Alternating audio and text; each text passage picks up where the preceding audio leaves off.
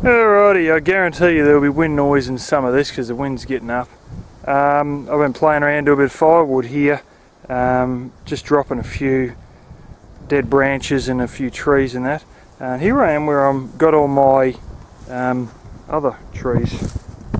These are the ones I'm growing as a new windbreak, and of course I had some in zigzag formation, as a lot of them are at the start, and didn't really want to drop a tree right on top of a growing tree, even though I got this one here that had to be dropped.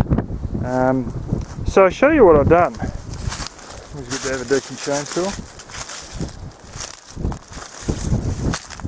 Now, just the way all this was, the shape of it and the way it looked, like the weight wanted to sort of throw out onto that tree there. But the angle you cut it here, this isn't technically the way you cut a tree.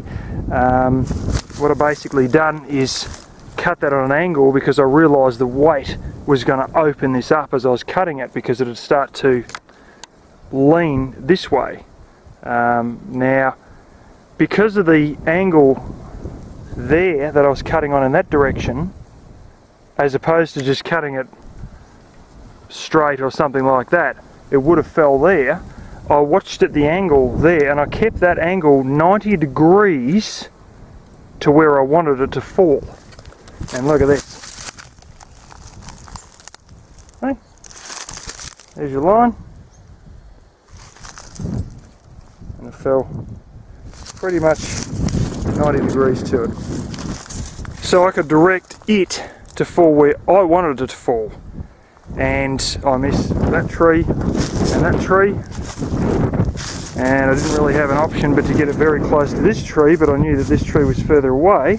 The only thing that happened was the bit here broke off and landed beside the guard of that tree, and I saved myself crushing any good trees just because of the angle that I was digging in with a saw. So I was sort of digging in like that, and the way the saw was going that way, I knew it would fall 90 degrees to that angle. That's not the real proper way to cut a tree, to just cut it with a cut there.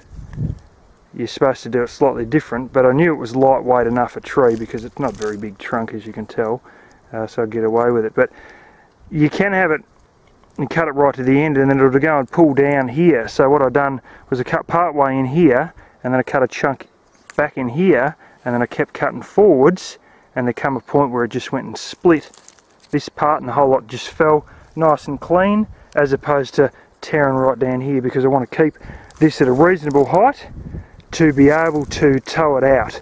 And I will talk about pulling trees out and in another video, but there's so many people who go and wrap stuff around the base. Nah, it's a wrong move, but I'll go into detail on that in another video.